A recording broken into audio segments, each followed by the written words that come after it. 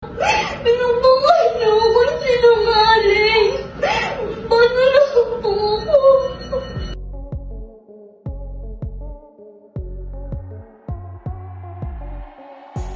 Viral ngayon sa social media ang isa sa mga naging contestant sa Especially For You na si Christine. Ito ay matapos siyang kausapin ng isang staff ng It's Showtime hinggil sa beso issue nila ni Axel. Naging emosyonal nga si Christine habang kinakausap niya ang staff ng It's Showtime. Ayon kasi kay Christine ay ginawa siyang sinungaling ni Vice Ganda dahil sa live statement na inilabas kahapon ng Showtime family.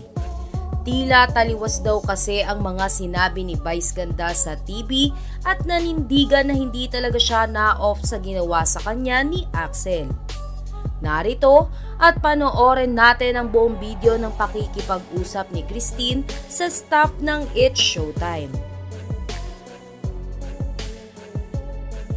Yung dalawang video na nirelease mo, diba yung unang sabi mo, hindi ka naman ako? Hindi mo kasi in-explain ko po na tatlong video nga po eh. Kaya nakatatlong video ka, nag-iba-iba yung sinabi. Hindi po, iba-iba. Paulit-ulit ko po. In-exaggerate ko lang po. Kasi mga tao na nare-replyan po sila kasi hindi nila mag-get yung point ko. Kapon po. Hindi nila mag-get ang point mo kasi ang trabaho kasi nila ay mag-bash.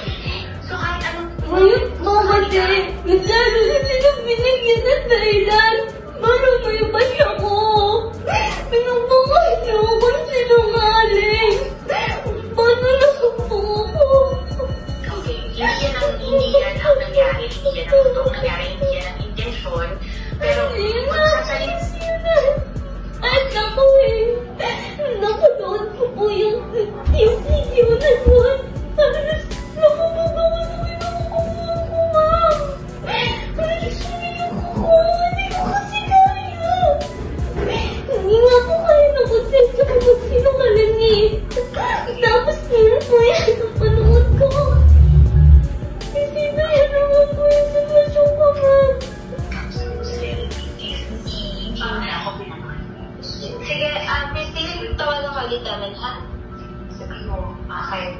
Inaalis ko na. May inaalis ko kaming leak with doctor, ha? Tatawagan ka ulit namin. Number ka. Bye-bye. Samantala, wala pang tugon sina Vice Ganda hinggil sa video na ito ni Christine.